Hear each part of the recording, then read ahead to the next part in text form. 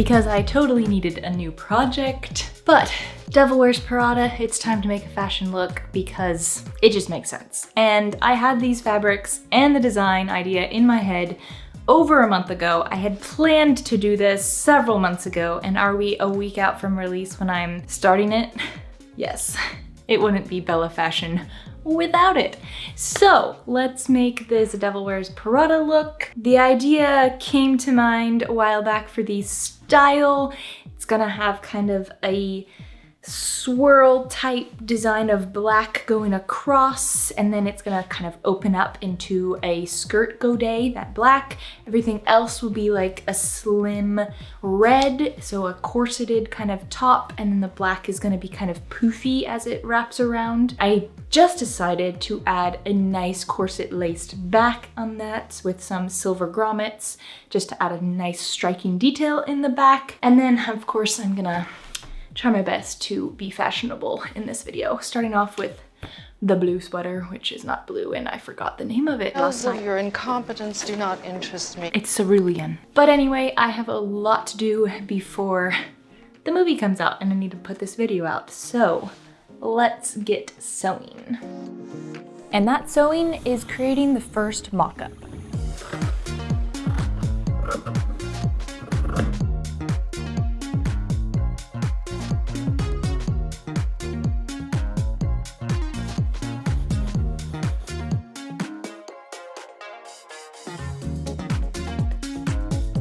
Fashion really isn't my thing, but I pulled out these vintage sailor pants from a full suit my sister bought, and they fit me, and they have this fun lacing detail in the back, high-waisted. Maybe it's not like very fashionable, but I feel like it kind of gets the vibe across. But this video is more about the sewing, so let's get to that.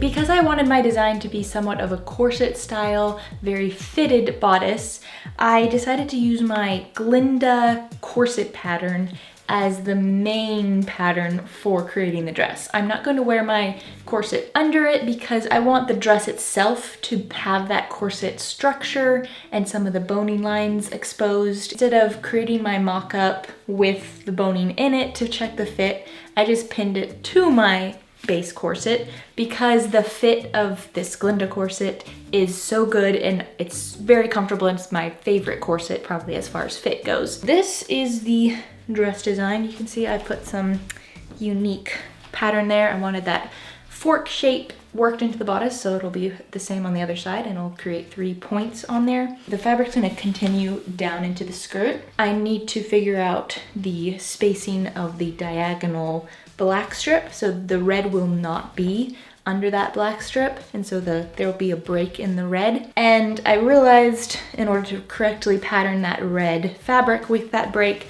I have to create the other half of the pattern so I can draw a nice continuous circle all the way around back.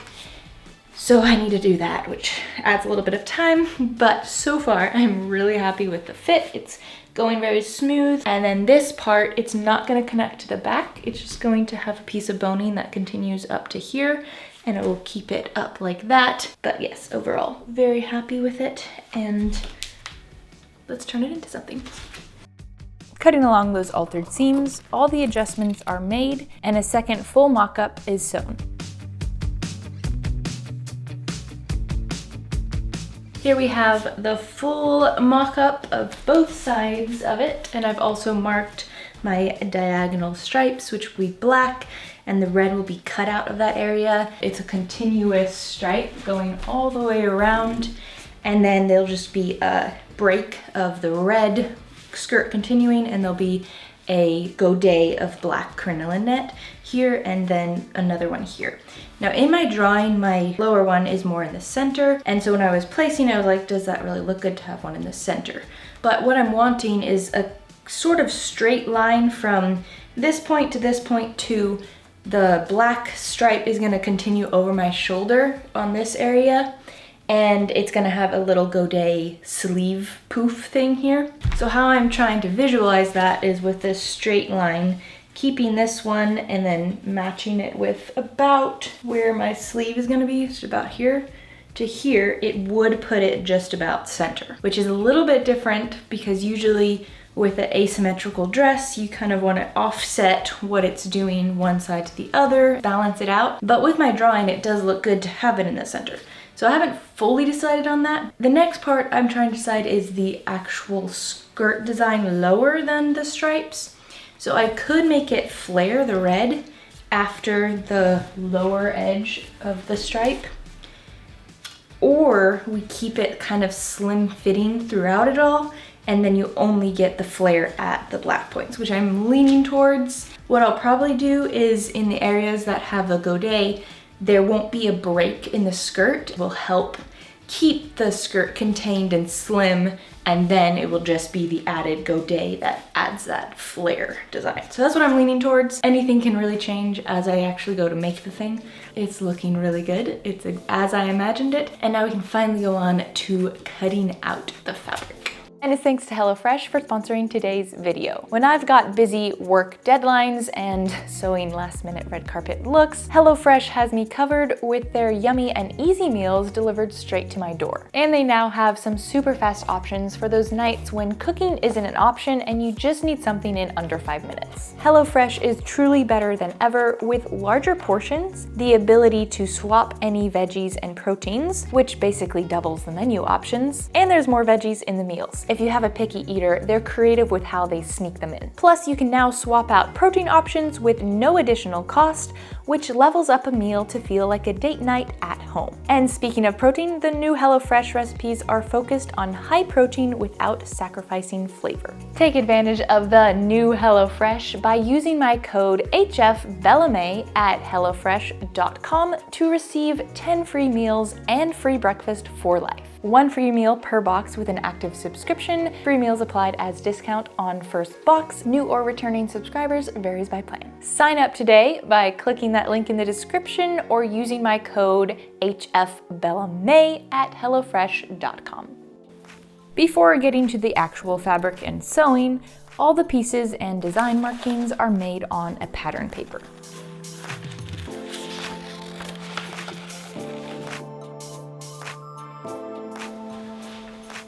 So I decided to make a base layer of cotton cortile, and then the second layer will be the crinoline net in the bodice, and then the third layer, the outermost layer, will be the red satin. So the coutil layer will stop about standard corset length, and then the next layer is gonna continue at least down to here, about where I had my mock-up length, or it might continue all the way down to the floor with all the skirt panels. I haven't decided on that one yet, but it might add some nice strength to the red satin because it's pretty thick, but it's not very thick. And I want that red skirt to look very smooth.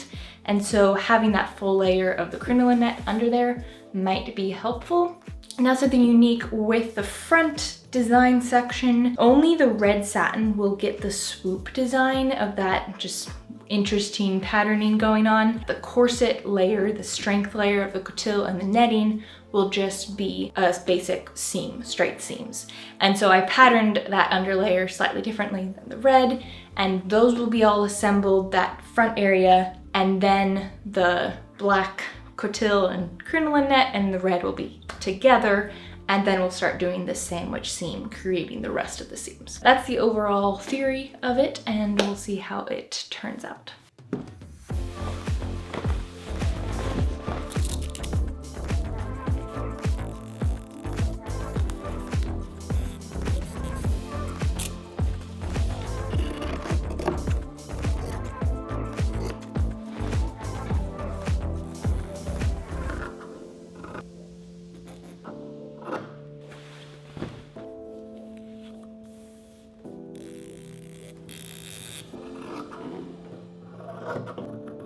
After cutting out way too many pieces to count, it's finally onto assembly. First, starting with the center front. The two underlayers are first sewn together, and boning channels are placed at center front and along the seams.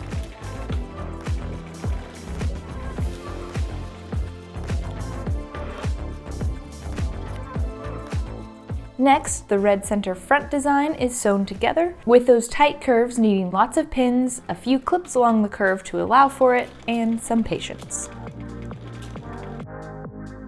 Once done, the seam allowances are ironed and ready to be placed on the prepared underlayers.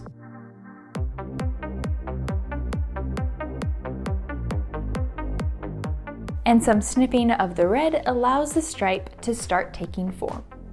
To continue on sewing all the layers together with the sandwich seam method, the first step is to baste together the red and the black net pieces. For any areas where the stripe will be, I gave some room and the red will be turned under in each of these areas. But to make sure it matches up with the previous piece, this won't be done until I'm working right in that area of that particular seam.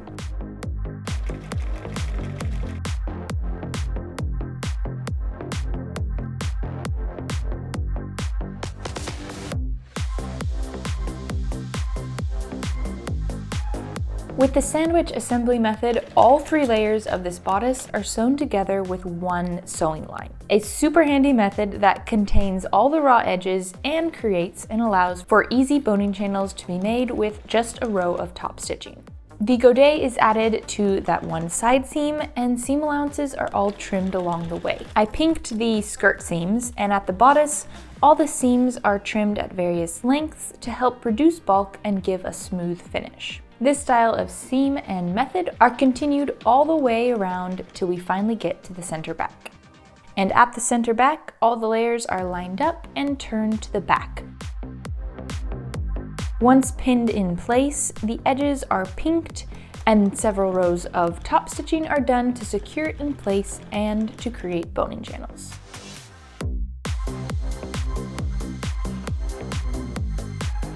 And finally, time for the grommets. A bunch of holes are punched and silver grommets placed. Before finishing up the top edge, boning is placed in all the channels, something I almost forgot about. I'm using synthetic whalebone. Now I'm securing the red edges of the black strip in place with a top stitch, stopping at every boning.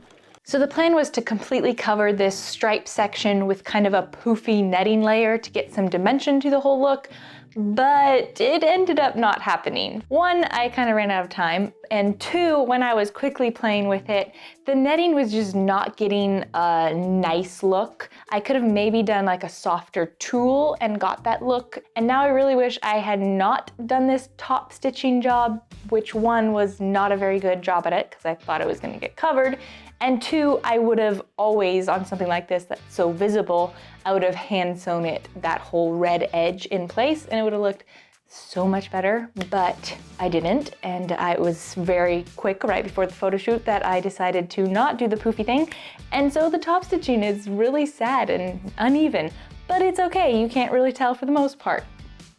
Now the red top edge is bound with bias binding, and the front edge of the neckline, that's supposed to be the black stripe, gets a wide strip of black netting.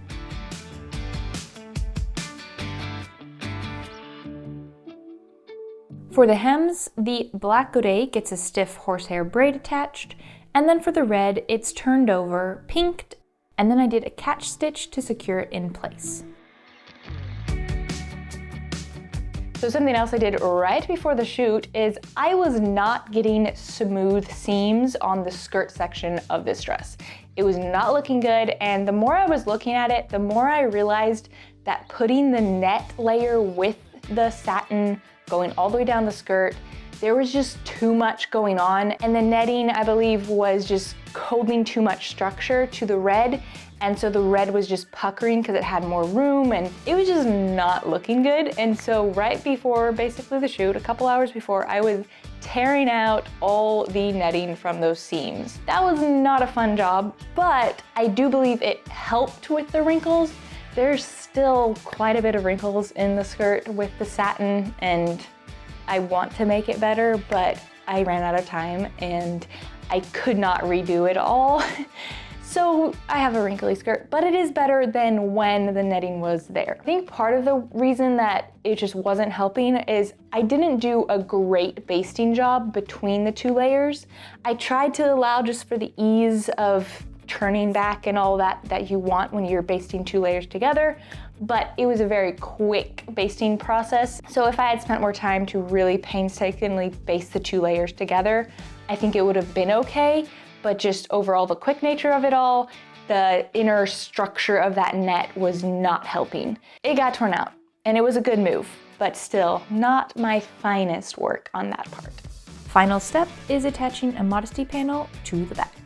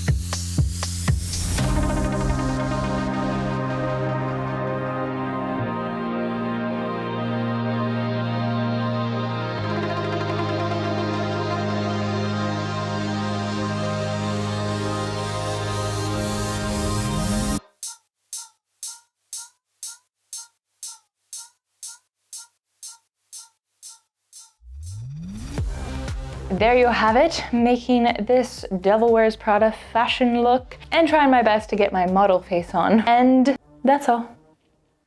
Okay, stop there. Go back a little bit, try to cover the butt.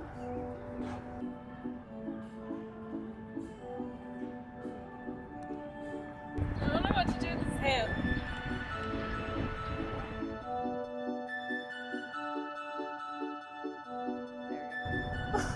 Do you want these shoes? We can have them for free.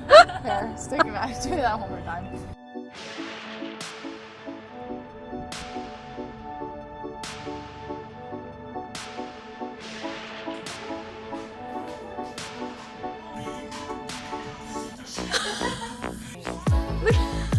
Just like the way it was kind of